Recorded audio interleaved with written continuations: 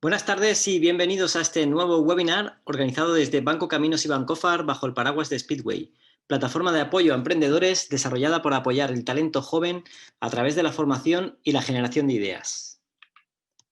Un saludo muy especial a todos y muy especialmente a los que, fieles a nuestra cita semanal, estáis hoy conectados. Hoy es 6 de octubre, son las 16 horas. Soy Juan Carlos Requena, coordinador del programa Speedway. Y ahora sí, vamos a hablar de la negociación como clave del éxito en tu startup. Vamos a conocer algunas claves para entender por qué y cómo reaccionamos ante ciertas situaciones en un proceso negociador.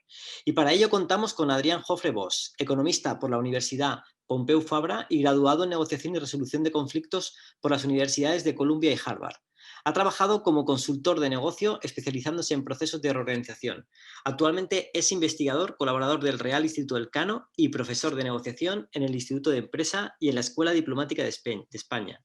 Como emprendedor ha fundado ThinkAd, Arts Coco y B. Bartlett. En esta última ocupa el cargo de socio director de dicho gabinete de incidencia pública.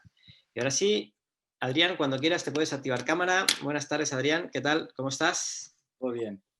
Te escuchamos perfectamente. Antes de Perfecto. dar comienzo, voy a dejar de compartir y así puedes ir compartiendo tu presentación. Muy bien.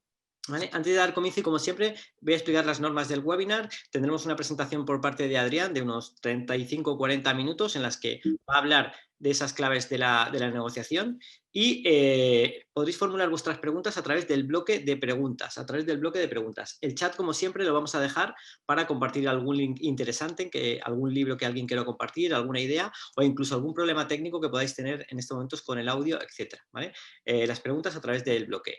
Y ahora sí, Adrián, todo tuyo, cuando quieras. Pues muchas gracias, Juan Carlos, y muchas gracias a Speedway Training y a Banco Caminos y Bancofar por invitarme hoy aquí. Como comentaba Juan Carlos, hoy vamos a desgranar un poco qué es esto de la negociación, por qué es algo importante cuando arrancamos un proyecto, cómo nos puede afectar. Vamos a tratar de entender un poco qué hay detrás de todo esto y por qué clave del éxito, al menos mayor felicidad y contribución a una vida pues más tranquila y que mejor encaje con los diferentes agentes que hay a nuestro alrededor. Al menos yo creo que la negociación sí podrá ayudarnos a conseguirlo. A lo largo de la sesión de hoy, un momento, perfecto. A lo largo de la sesión de hoy vamos a tratar de responder básicamente a 3 preguntas. Tenemos un tiempo acotado, además queremos conservar, como es habitual en Speedway Training, los últimos 15-20 minutos para responder preguntas, pero las 3 preguntas que vamos a tratar de responder es la primera: ¿por qué surge el conflicto en una startup? ¿Qué puede aportar la negociación para resolver esos conflictos que pueden surgir en una startup? ¿Y cómo podemos mejorar el resultado de esas negociaciones que podamos tener en ese entorno de un proyecto que arrancamos, de una pequeña empresa, de una colaboración, de un proyecto? Empezando por la primera, ¿por qué surge el conflicto en una startup? Bueno, vamos a empezar de lo más genérico a lo más preciso, a lo más concreto. El ser humano es de los seres vivos que habitan el planeta Tierra el más interactivo con diferencia. Nos gusta vivir en comunidad. De hecho, nuestros ancestros ya vivían en pequeños grupos que decidían juntarse porque consideraban que así podían obtener mayores beneficios. Esa interacción, evidentemente, pues, entre nosotros mismos, pues, puede generar o puede suponer que se produzcan ciertos tipos de conflictos. Por otro lado, además, en un momento determinado de nuestra evolución como seres humanos, decidimos pasar de ser nómadas a ser sedentarios, con lo cual ya no nos vale lo de ir recogiendo lo que vamos encontrando por la tierra, ¿no? Ya no nos vale eso de irnos moviendo hacia lugares más benignos para nosotros, recolectando nuestras frutas, cazando algún animal, sino que decidimos, como especie, asentarnos en unos espacios determinados, vivir en comunidad en esos espacios determinados y además especializarnos a desarrollar prácticas, cada uno pues aquello que mejor se le da o aquello que podía controlar, ¿no? Pues unos cultivarían fruta, otros decidirían tener sus propios animales y dedicarse a la reproducción de sus propios animales, y luego a partir de ese momento se empezará a generar un intercambio, ¿no? Pues yo te cambio fruta o la ropa que yo produzco o el animal que tú tienes. Y claro, esta interactividad que comentábamos antes se convierte en interdependencia, porque ya no vivimos únicamente de lo que nosotros producimos o de lo que nosotros tenemos, sino que dependemos de los otros porque tenemos que generar esa especie de cambios, de trueques. Más adelante aparecerá el dinero, ¿no? como valor de referencia que nos permitirá cambiarlo sin tener que permutar a través de trueques determinados. Y esto, de nuevo, aumenta una vez más pues, un escenario en el que la negociación va a ser necesaria y en el que también pueden surgir muchos conflictos. Probablemente muy pocos de los que estemos ahora conectados a esta presentación podríamos sobrevivir por nuestros propios medios, ¿no? Tenemos una empresa que nos suministra gas, electricidad, luz, energía, agua, probablemente compramos nuestra ropa en mercados o en tiendas y el trabajo que nosotros realizamos, pues evidentemente no podría permitirnos subsistir si únicamente supiéramos hacer eso que ofrecemos probablemente también a un mercado. Claro, por otro lado, además, ¿no? con el aparato tecnológico que tenemos cada uno de nosotros en nuestro bolsillo, con los smartphones, con una tecnología mucho inferior, el ser humano llegó a la Luna. Con lo cual también esto quiere decir la complejidad que en las últimas décadas hemos alcanzado. Y esta complejidad, de nuevo, también puede contribuir o puede fomentar que aparezcan potenciales conflictos. Vivimos en un mundo mucho más interconectado, mucho más expuesto, que no hay verdades únicas, que hay diferentes realidades, que hay diferentes perspectivas, y ello pues también puede, ¿no? Alentar que hayan desacuerdos, que hayan pequeños malos entendidos o que pueda surgir el conflicto. Y además, por último, ya no somos como las generaciones como la de nuestros abuelos, ¿no? En la que prácticamente pues, se trabajaba en la misma empresa y se hacía lo mismo toda la vida. Pues nosotros ahora aspiramos, como seres humanos, a sentir que tenemos un impacto positivo en nuestro alrededor, en la sociedad en la que vivimos. Aspiramos a ser felices, con lo cual ya, si ya estamos hablando de la interactividad, de la interdependencia, de la complejidad y encima sumamos a que encima de todo esto pretendemos ser felices, pues como os podéis imaginar, el espacio, los matices, los huecos donde puede surgir el conflicto, pues son exponenciales.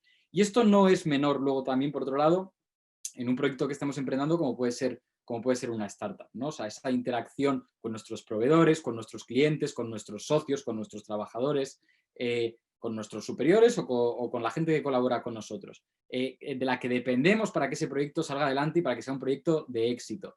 Además, en modelos de negocio que cada vez son más complejos, que no son sencillos, que no es simplemente una interacción sencilla de una compra y venta, ¿no? Que muchas veces pues, tiene un componente de marketing, un componente de comunicación, un componente financiero que puede ser más o menos complicado y probablemente también estemos emprendiendo porque lo consideramos como un vehículo para ser más felices o para sentirnos más completos. Con lo cual, estas 4 categorías de nuevo perfectamente encajarían en el microcosmos de lo que puede ser una startup y todo ello en su conjunto pues hace que el conflicto en una startup pues, pueda salir en cualquier momento.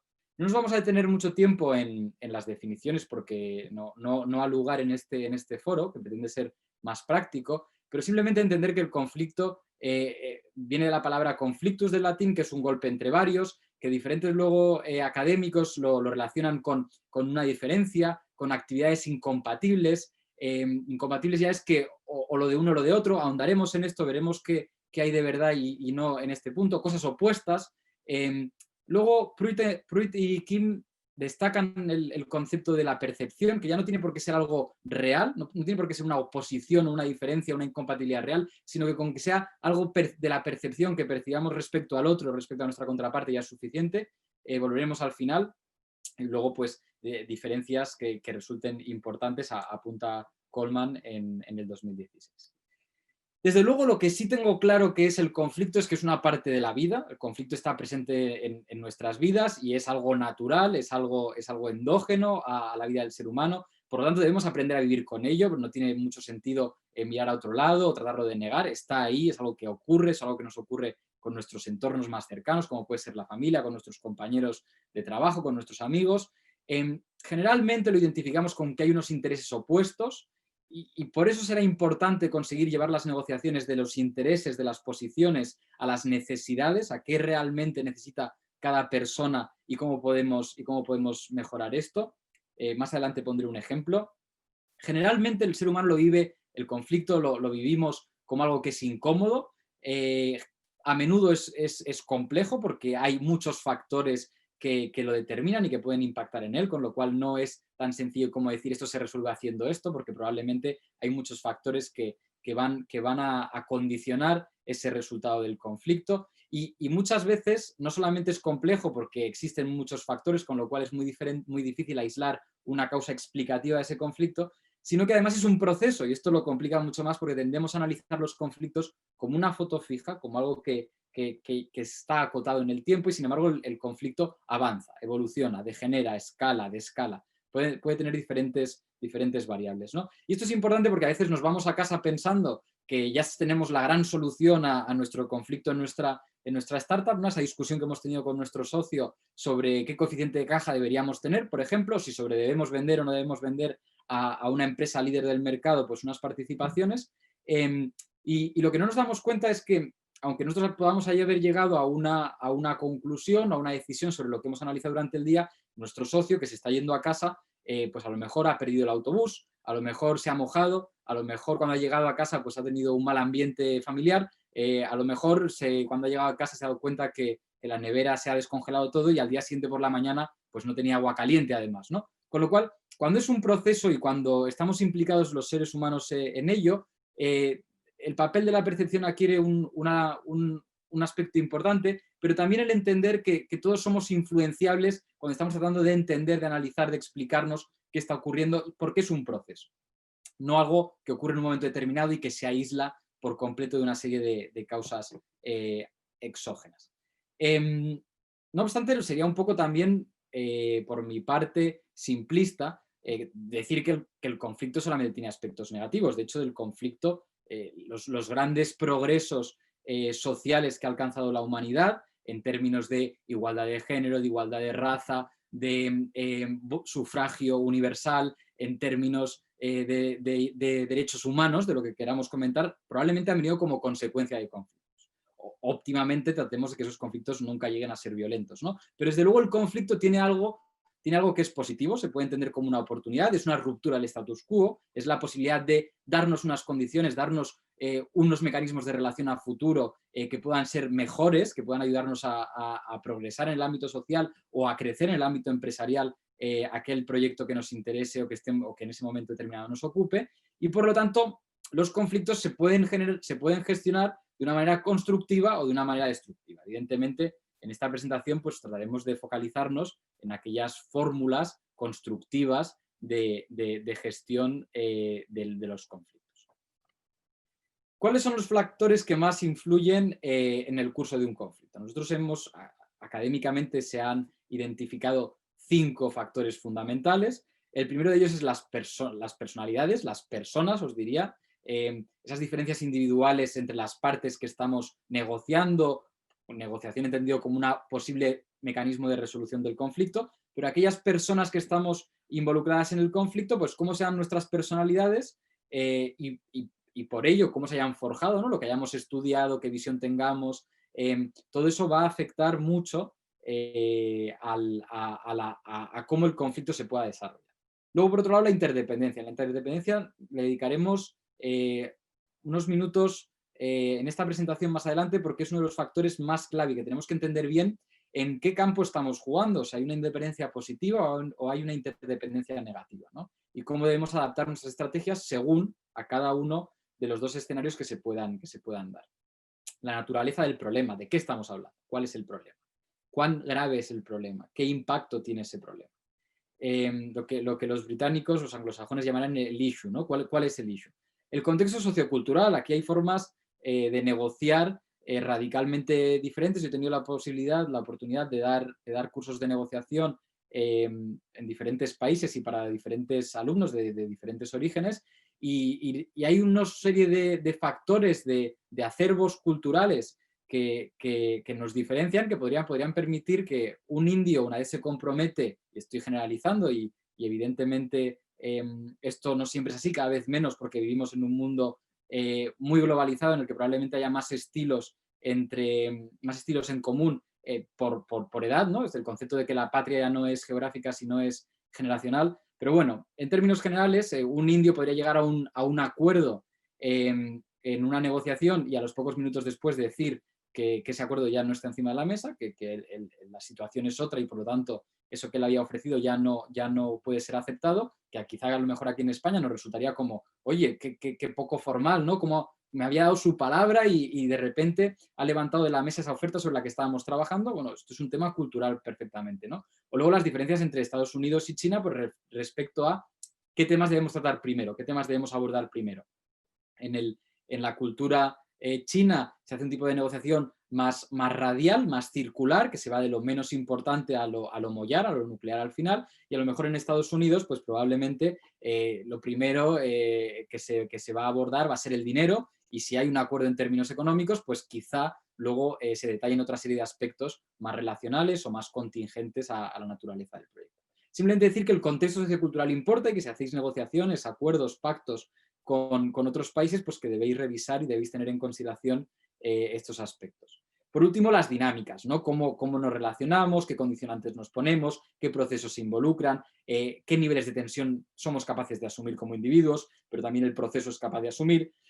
Y si aquello va descalando, va escalando, vamos a mejor, vamos a peor, y qué técnicas podemos emplear pues, para poder ir canalizando toda esa energía fundamentalmente a resolver el problema en vez de a quemarnos a nivel individual o particular. ¿Qué puede aportar la negociación? Ya hemos definido por un lado lo que es el conflicto o cómo el conflicto nos puede afectar a nuestra actividad en una startup, y ahora vamos a entender un poquito más qué es esto de la negociación para, como os decía, acabar viendo qué prácticas, qué aspectos podemos incorporar en nuestro día a día que nos ayuden a mejorar esas negociaciones.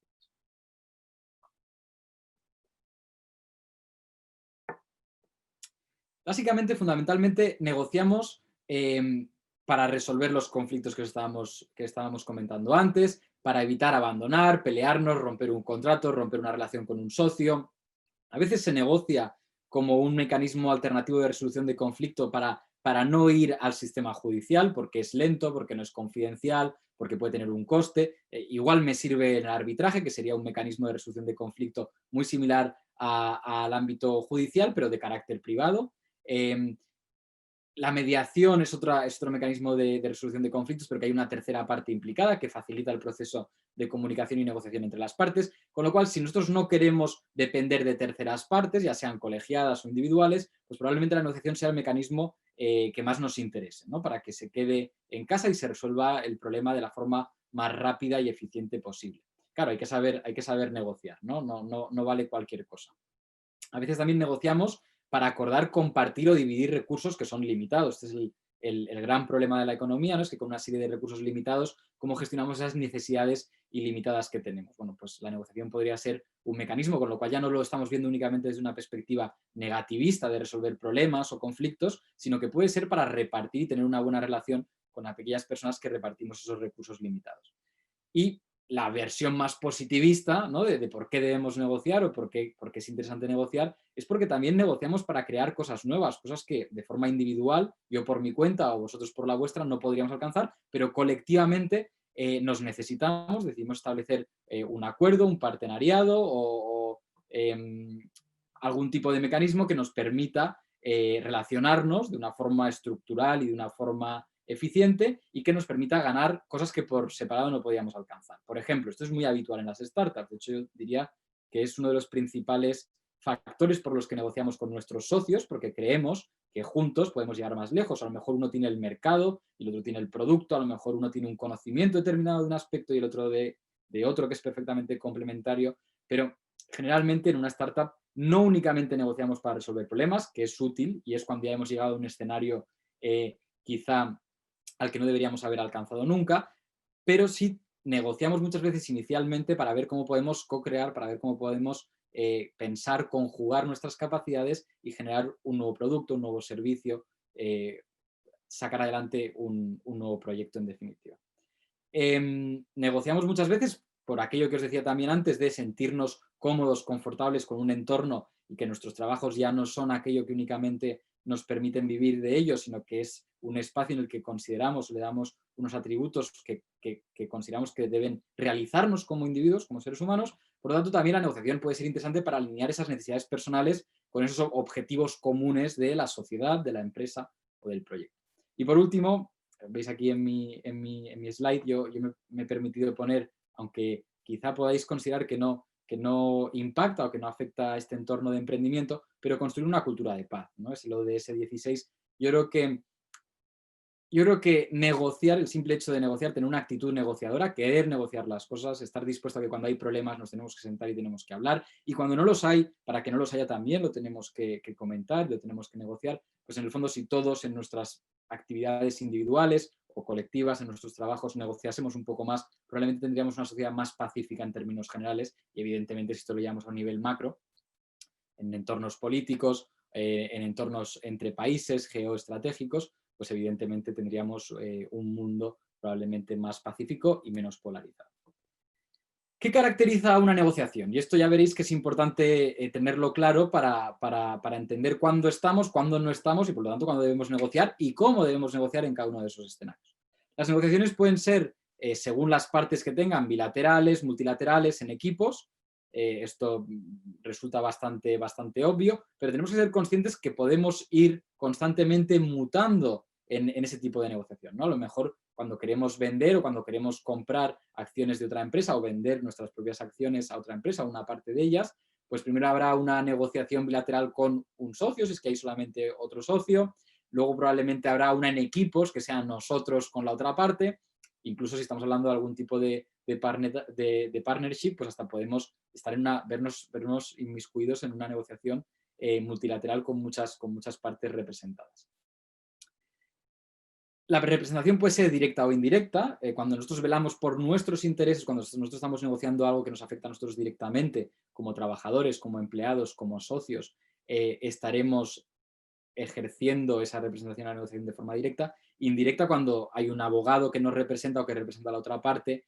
Indirecta cuando representamos nosotros a la sociedad. Nosotros, aunque seamos parte de la sociedad, si la sociedad está conformada por más socios, en ocasiones representaremos los intereses de la sociedad y no los de nuestra agenda particular. Y eso también es importante realizarlo, que debe ser así y que tiene unas implicaciones diferentes, ¿no? Porque hay ocasiones, en negociaciones en equipo, en la que nuestra agenda personal a veces se pone o inconscientemente hace que queramos o que la pongamos por delante de esa agenda del interés colectivo, del interés común, ¿no? Entonces, ese efecto de agencia, que tiene una serie de connotaciones, una serie de características, que no nos da tiempo a ahondar en ello, pero que sepamos qué ocurre cuando estamos representando, ya bien sea nuestra sociedad, ya sea un colectivo, por ejemplo, un representante sindical está representando a un colectivo, o en el caso de ser claramente una tercera parte que representa una causa, una actividad, una empresa, como podría ser un abogado, ¿no?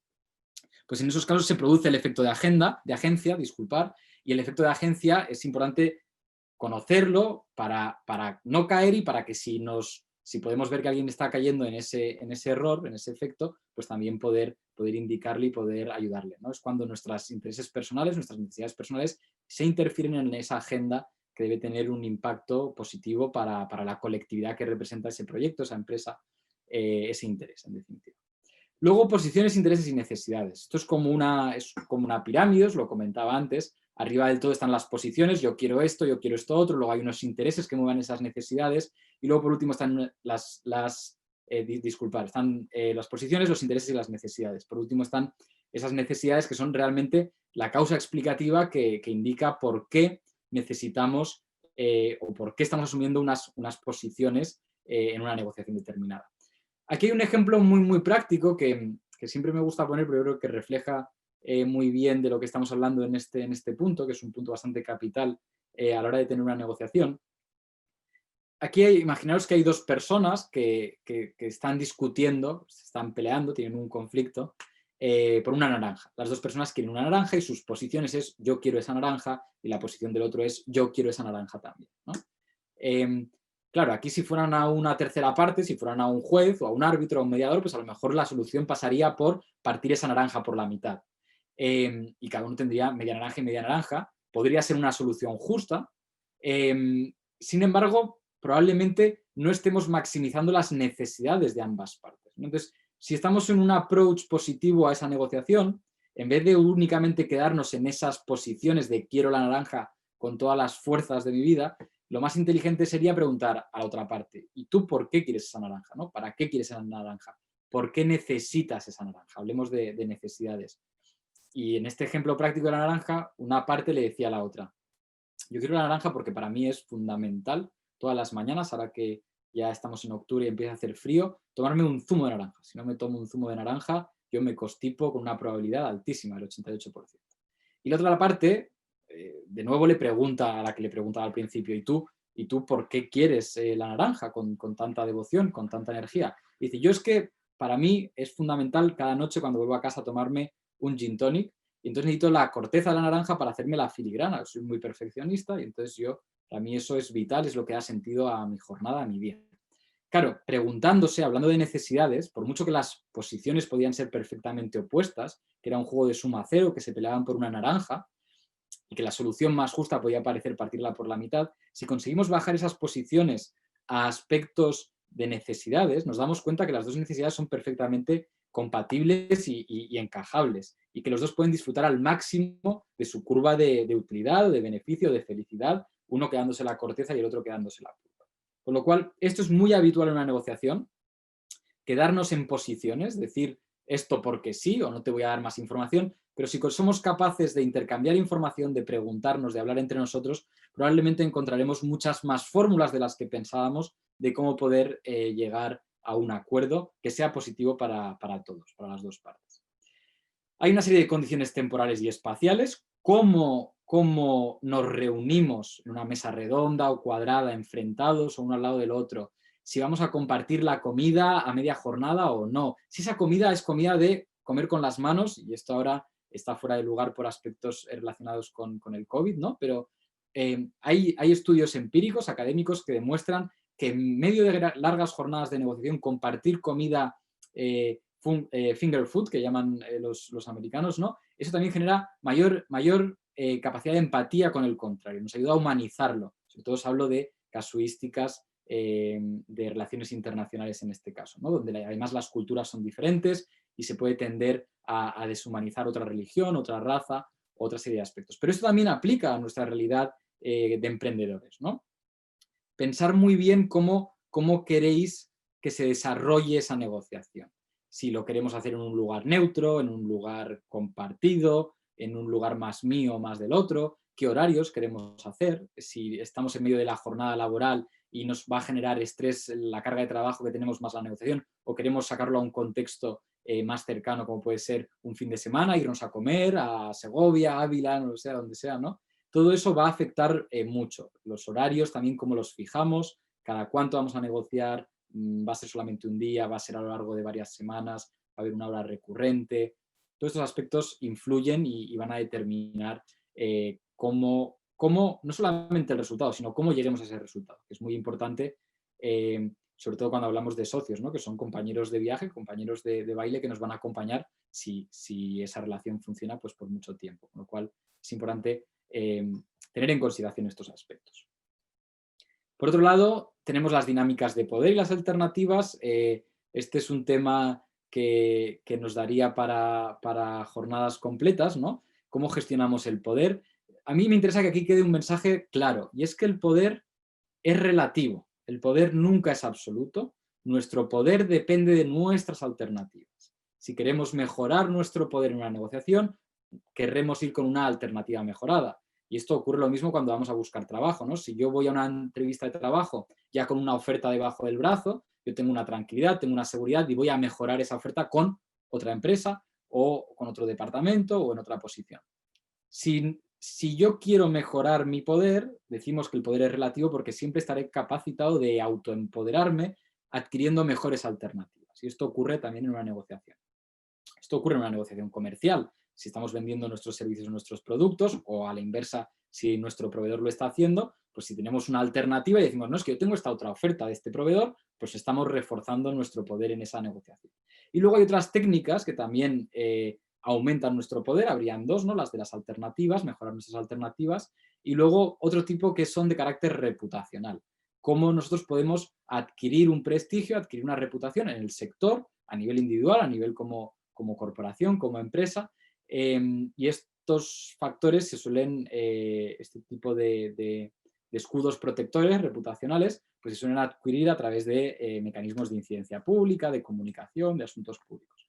Pero, en definitiva, recordar, nuestro poder siempre es relativo a nuestra alternativa y es relativo al poder que tiene la otra parte. Y eso no son bloques estancos, no son fijos. Acordaos que el conflicto es un proceso y durante ese proceso pueden ocurrir muchas cosas y podemos mejorar ese poder. De hecho, deberíamos prepararnos mejorando ese poder para llegar bien preparados a una negociación.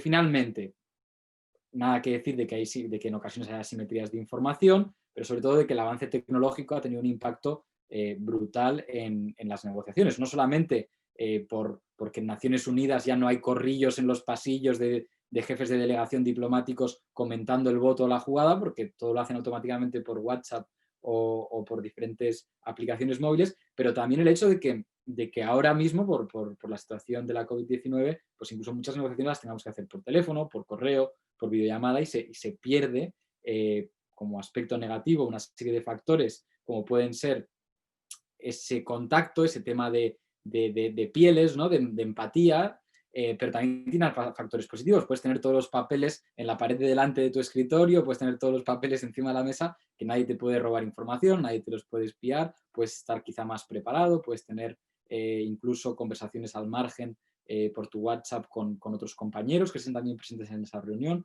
con lo cual ser conscientes de ese impacto tecnológico en las negociaciones de nuestro día a día. Esta es una de las piedras angulares que estamos comentando en la presentación de hoy de las negociaciones en un ámbito de emprendimiento, ¿no? Es lo que os decía antes. O sea, aquí podemos tener una interdependencia negativa, que es como la que tienen pues, las corredoras que vemos en la imagen entre ellas, ¿no? Porque lo que va a ganar uno lo va a dejar de ganar el otro. O sea, todas no pueden ser primero, todas no pueden ganar, con lo cual ahí se genera una situación de suma, de juego suma cero, que estudiamos académicamente, como puede ser el dilema de los prisioneros. O sea, lo que yo voy a ganar lo vas a dejar de ganar tú, con lo cual estamos correlacionados, pero negativamente a malas, y luego tenemos el ejemplo de la interdependencia positiva, ¿no? Entre los equipos de corredores de relevos, la interdependencia sigue siendo negativa, pero la interdependencia entre los corredores del mismo equipo, la interdependencia es positiva, porque en el fondo el objetivo es el mismo. Las necesidades, volvemos al tema de las necesidades, son las mismas, que es ganar, quieren ganar. Que las necesidades, que los objetivos sean los mismos dentro del equipo chino o jamaicano o de Japón o de Estados Unidos, me da igual, son los 4 que vemos en esa imagen, que nuestras necesidades estén alineadas, que nuestros objetivos sean los mismos, no quiere decir en ningún caso que necesitemos lo mismo, la misma gasolina, para alcanzarlos, para llevarlos a cabo. Y el ejemplo aquí es cristalino. Yo con alguien de mi equipo de relevos puede estar perfectamente alineado y mi objetivo es cristalino, que es ganar la carrera, pero a lo mejor yo necesito más pasta, más hidratos de carbono antes de correr, a lo mejor mi compañero necesita unas sesiones de fisioterapia específicas porque acarrea una lesión, a lo mejor los horarios de entrenamiento son diferentes y a lo mejor probablemente el tipo de entrenamiento vaya a ser diferente, ¿no?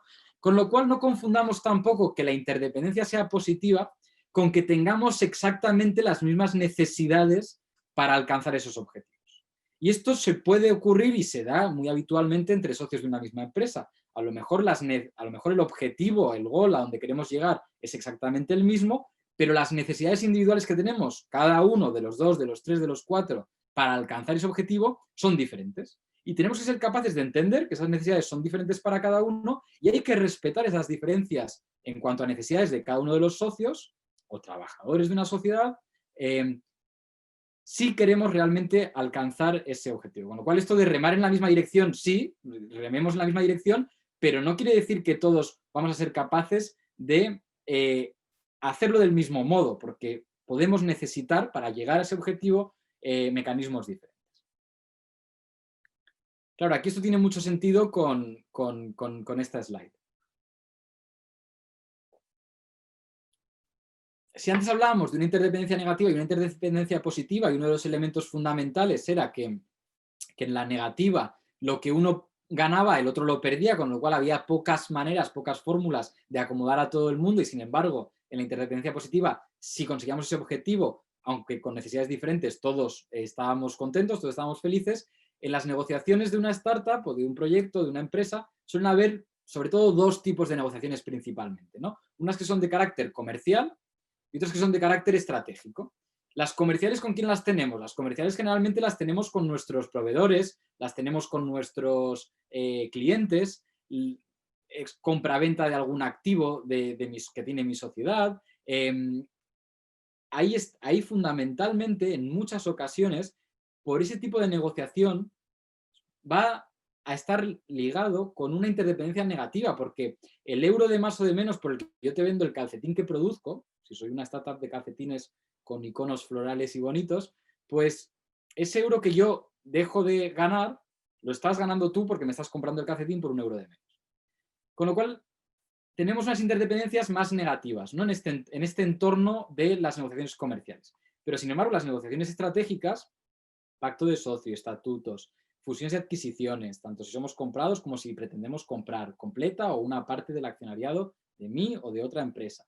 Decisiones sobre el modelo de negocio, este tipo de negociaciones que nos están alineando entre los miembros de un propio equipo, sí que tiene una interdependencia positiva porque pretendemos llegar a ese objeto final común, pero, de nuevo, no quiere decir que necesitemos para alcanzarlas, para llegar a ellas exactamente lo mismo. Lo vais a ver mucho más claro aquí, ¿no? Esto donde quiero llegar con el driver fundamental de la interdependencia negativa o positiva es que hay dos tipos de negociaciones. Están las negociaciones competitivas y las negociaciones cooperativas. Y es muy importante ser capaces de notar, de saber identificar cuando estamos en un contexto, cuando estamos en otro. Porque nadie quiere ser cooperativo cuando vuelan los cuchillos y nadie quiere ser competitivo cuando el entorno se presta a llegar a un acuerdo de carácter cooperativo. Dos ejemplos, yo creo que cristalinos, para hacerlo un poco opuesto, ¿no? Si yo compro un coche, compro o vendo un coche, es una operación que es un one shot, es una operación única. Yo quiero pagar lo menos posible por mi coche, o si lo vendo quiero cobrar lo máximo posible. Mi relación con esa otra parte no me interesa mucho, no me preocupa. No voy a comprar un coche todos los días, ni todas las semanas, ni todos los meses. Con lo cual yo voy a ir competitivo porque quiero sacar el mayor beneficio para mis intereses.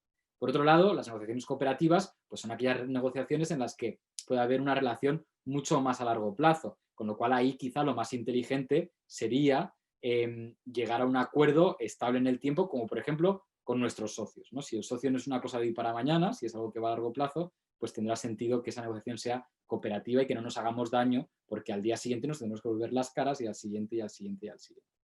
Hay 4 factores clave que determinan si vamos a estar en una negociación competitiva o cooperativa. No hay negociaciones competitivas y cooperativas puras y duras, muchas veces nos encontraremos mezclas, pero sí que es importante grabarse a fuego esta tabla. Cuando la relación es puntual, pues será más competitiva, cuando es continuada seremos más cooperativos, cuando hay mucha incertidumbre, mucha desinformación, pues seremos competitivos, lo contrario seremos cooperativos. Cuando el poder esté muy desequilibrado, eso ya no pinta bien, con lo cual estaremos competitivos, y cuando las necesidades, como decíamos, sean comunes, pues podremos ser más cooperativos. Respondemos a la tercera pregunta, y esto ya me sirve un poco de conclusiones y de cierre, y luego dejamos esos minutos de preguntas. ¿Cómo podemos mejorar el resultado de esa negociación? Bueno, pues practicar negociando. La negociación es como el tenis. Yo me puedo leer todos los libros de tenis que quiera, puedo ver todos los tutoriales de tenis que quiera, puedo ver todos los partidos del mundo de tenis, y eso no me convertirá en ser un buen tenista.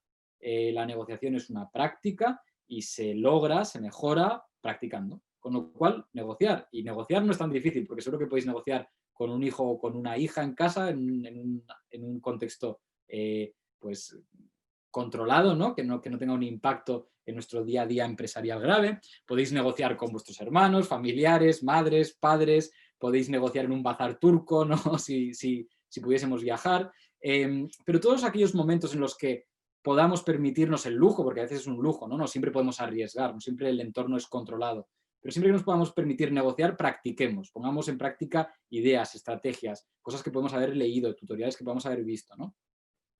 Luego, negociar aquellos aspectos realmente importantes, porque no se puede negociar todo. Esto es como en el libro El arte de la guerra, tienes que escoger las batallas que vas a librar. No es posible negociarlo todo. La gente ya al final no se va a quedar sentar contigo si tienes la fama de que tienes un pero para todo, de que todo lo quieres negociar. Con lo cual también escoger bien esas batallas, más aún si es con un socio, ¿no? Porque hasta qué punto, con un socio, con un trabajador, con un jefe, con un superior, hasta qué punto voy a ganar el qué negociando para cargarme cuánto a nivel relacional, ¿no? Con lo cual, a veces no tiene ningún sentido desde la perspectiva de la eficiencia. Negociar el proceso antes que el contenido. Esto es lo que os decía, tanto el espacio físico como los tiempos, pero también hay que negociar la agenda, hay que negociar qué vamos a negociar y cómo, en qué marco conceptual conseguimos encajar eso que vamos a negociar, que puede ser un punto de ventaja ya de partida respecto a los intereses que nosotros defendemos, ¿no? Con lo cual hacer ese framing, ese establecimiento del marco conceptual de lo que vamos a negociar es muy importante. Aquí el gran ejemplo, y esto ya toca con más aspectos de comunicación, el gran ejemplo es cuando apareció en Estados Unidos el movimiento pro-vida en contra del aborto, y los otros, en vez de ser anti-vida, porque nadie quiere ser anti-vida, fueron pro-elección, ¿no? Pro-life o pro-choice. Esto es framing puro, claro, evidentemente tenemos que ser conscientes en qué contexto estamos y cómo queremos enmarcar aquello que vamos a negociar de forma que sea beneficioso para nuestros intereses.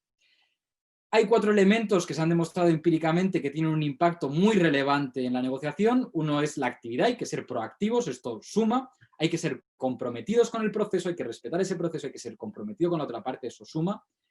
El énfasis resta, o sea, una cosa es ser proactivo y otra cosa es ser comprometido y otra cosa es ser excesivamente enfático. Si somos excesivamente enfáticos, la otra parte puede percibir, uy, ¿por qué tiene tanto interés? Aquí hay algo raro, algo no me huele bien, y probablemente el resultado pueda ser el contrario, con lo cual no nos pasemos de frenada. Y por último, el reflejo o las técnicas de mirroring. El reflejo, el mirroring, es cuando tratamos de ser como nuestra contraparte. Si nuestra contraparte está así, tumbada, pues nos tumbamos. Si está muy recta, pues nos ponemos rectos. Y es por lo que vamos con traje o con corbata o no, según a una reunión o a otra. Porque el hecho de que la otra persona nos vea como un reflejo de ellos mismos nos va a permitir empatizar de forma mucho más rápida, mucho más ágil. Nos va a sentir como de su tribu, como de su grupo, con lo cual va a aplicar una serie de estereotipos positivos que él ya tiene identificados como aspectos que pueden generar mayor confianza, que es algo fundamental cuando estamos negociando. Por último, le hemos dicho el valor de las preguntas. Hay que preguntar mucho, hay que obtener mucha información, hay que intercambiar información para ser capaces de llegar a acuerdos creativos y beneficiosos para todas las partes. Ser un buen negociador es algo, yo creo que aspiracionalmente está bien plantearlo. Muy brevemente, 3 factores importantes endógenos: empatía y simpatía, asertividad, directos al punto, ¿no? Pero con esa empatía y capacidad de comprender, y ser creativos, un valor fundamental para un buen negociador. Poder llegar a acuerdos que van más allá de lo que parece que son esa caja que nos marcan unas condiciones muy fuertes, ¿no? Tener la capacidad de pensar en potenciales nuevas soluciones.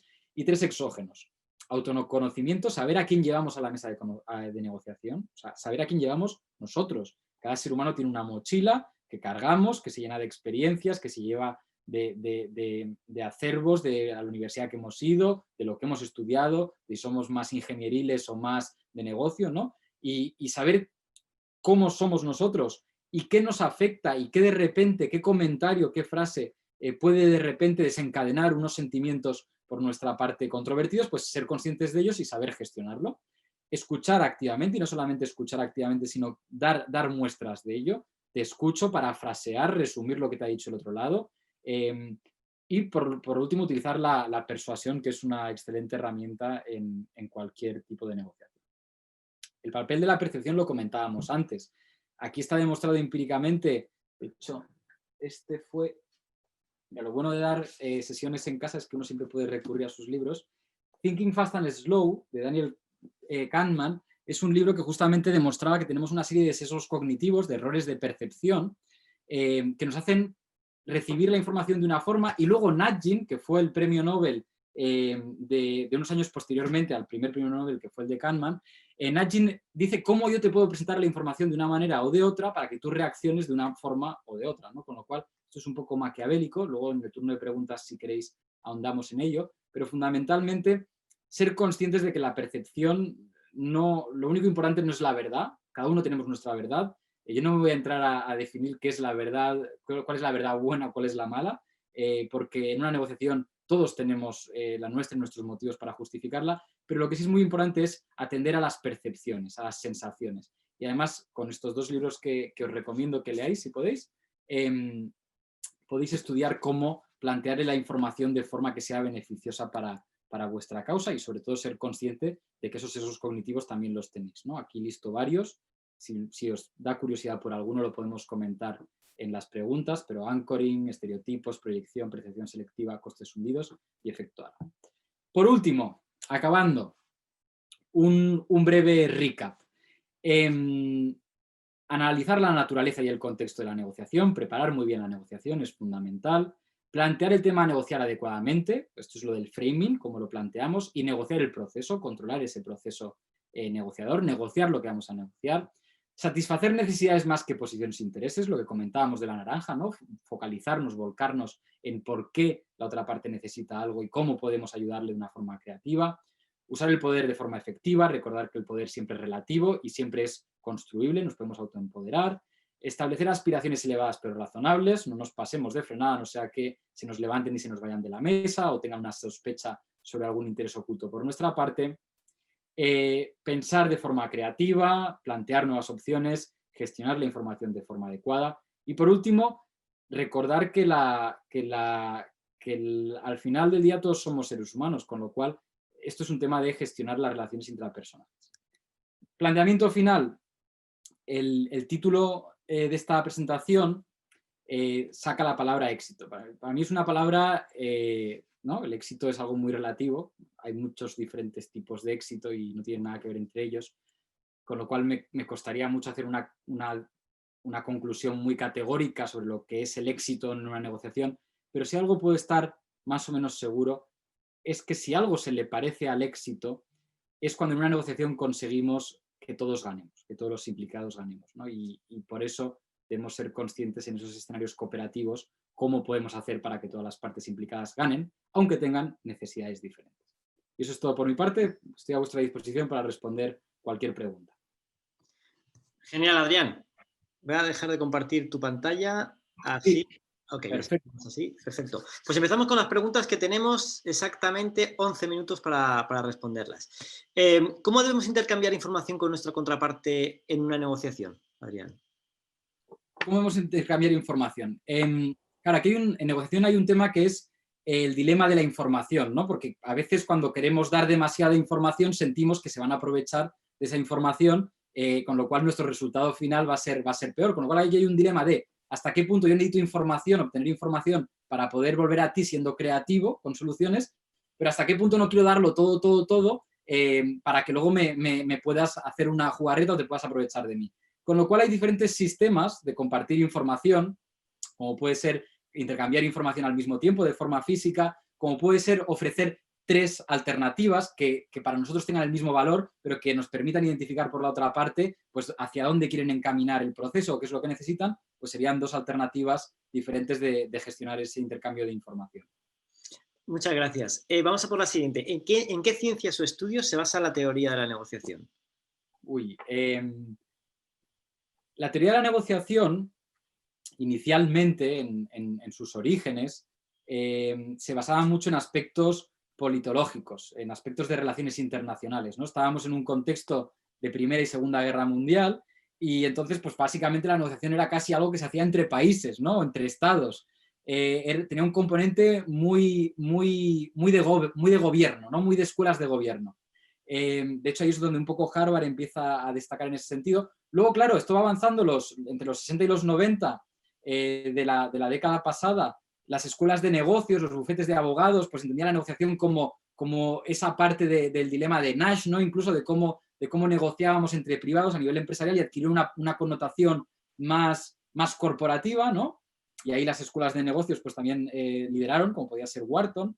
Y en los 90, a principios de los 2000, tuvo un marcado carácter, estoy hablando de la punta de lanza, ¿no? de la ciencia de la negociación, tuvo un marcado carácter sociológico y antropológico, nos importaba mucho entender por qué, cómo, ¿no? Que había de innato en nosotros relativo a la negociación, y actualmente sin duda te diría que el liderazgo está en el ámbito de la neurología, en el ámbito de los 2 libros que os comentaba, ¿no? De los sesgos cognitivos, de los errores de percepción, que esto relaciona mucho con el neuromarketing o con otras prácticas que ya están introduciendo todo este conocimiento científico en cómo gestionamos como seres humanos la información.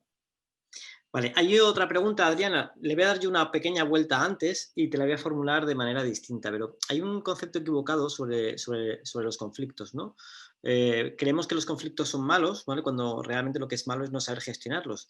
Y muchas veces cuando los conflictos no se gestionan es cuando realmente tenemos un problema, ¿no? En tu opinión, ¿cómo podemos prevenir, cómo podemos trabajar, ¿vale? Para mitigar los efectos que pueden tener los conflictos en las organizaciones? Muy interesante. Sobre esto se está construyendo muchísimo, además, últimamente.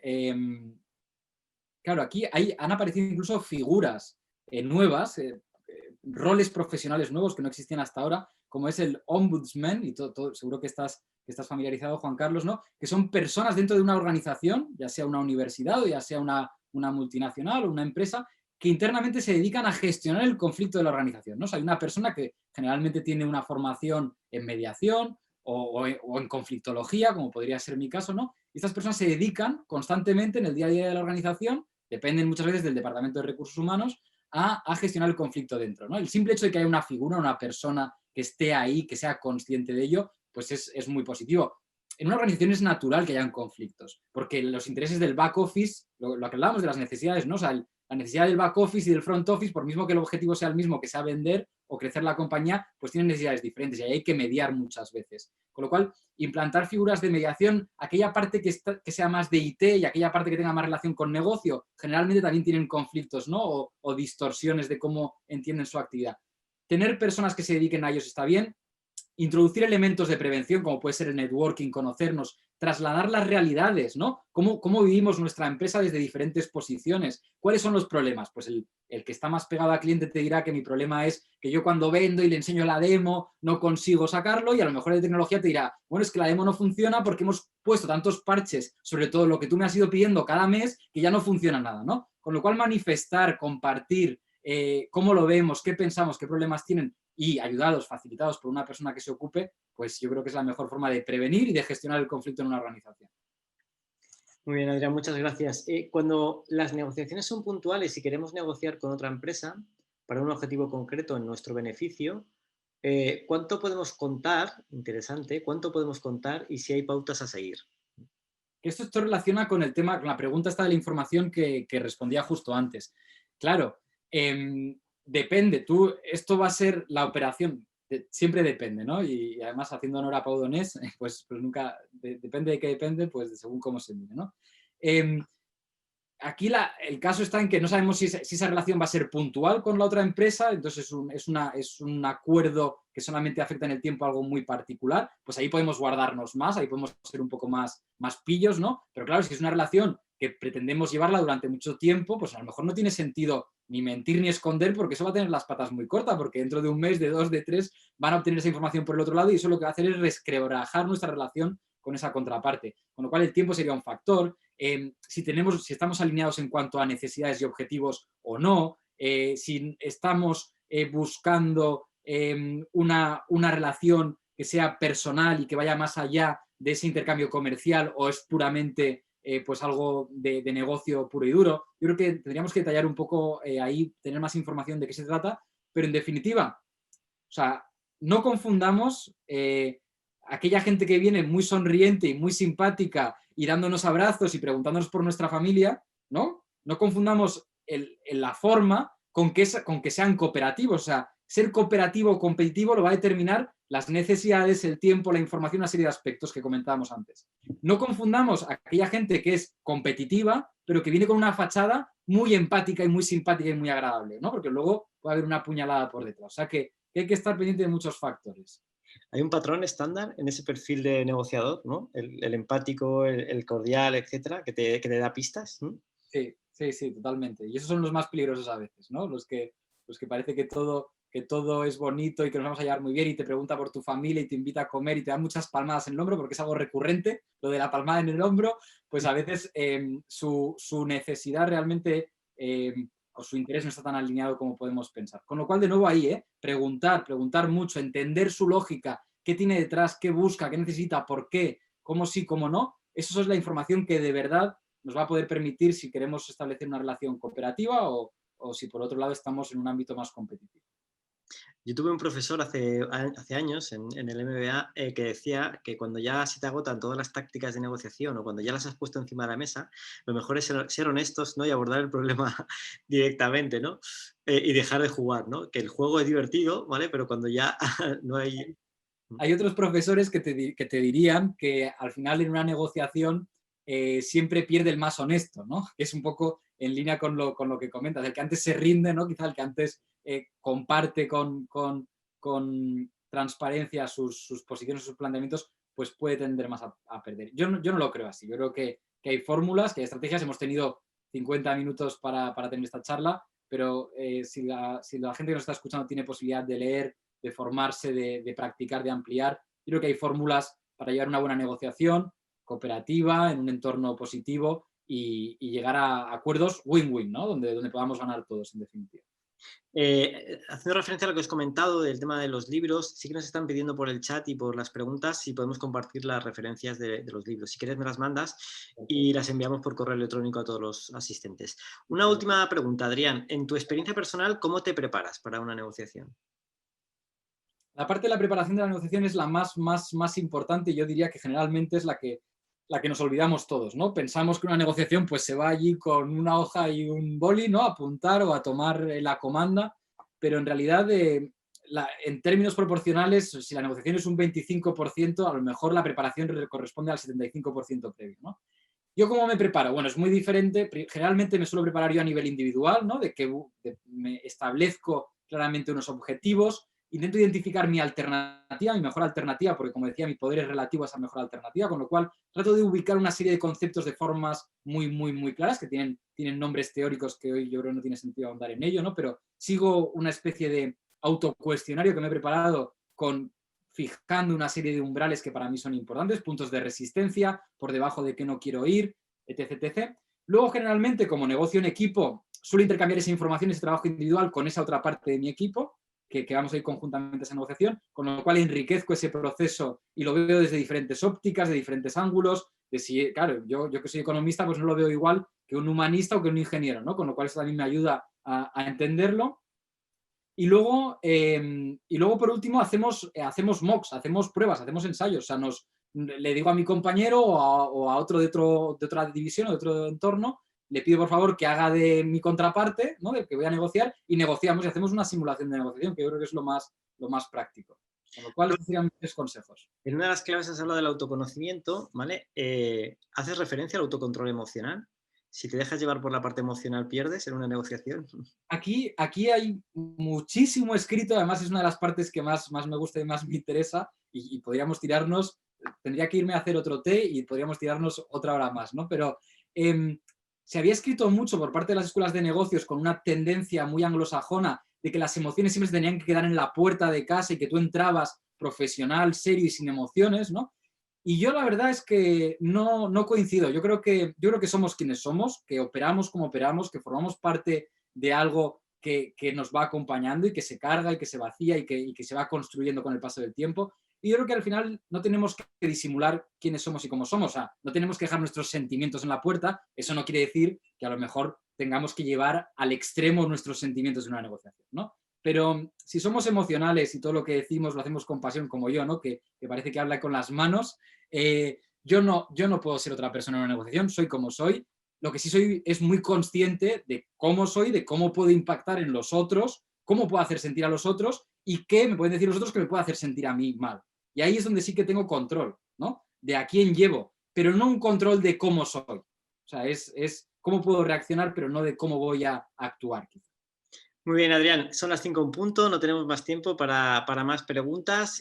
¿Alguna recomendación final antes de que concluya yo formalmente el webinar?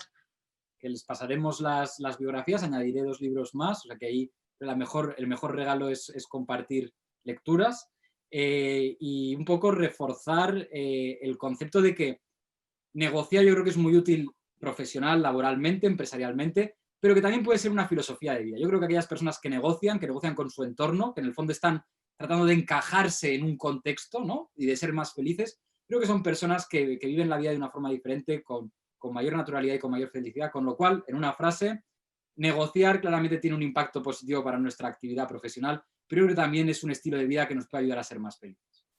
Muchas gracias, Adrián. Hemos hablado de conflictos, de que esos conflictos no son malos, lo complicado y lo malo no es no saber gestionarlo.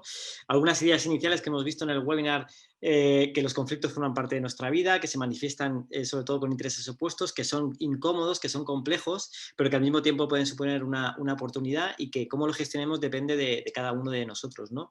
Bien de manera constructiva o destructiva, ¿no? Y ahí es donde intervienen las diferencias individuales que has comentado y las distintas personalidades que tenemos, ¿no? Y sobre todo la interdependencia que se genera, ¿no?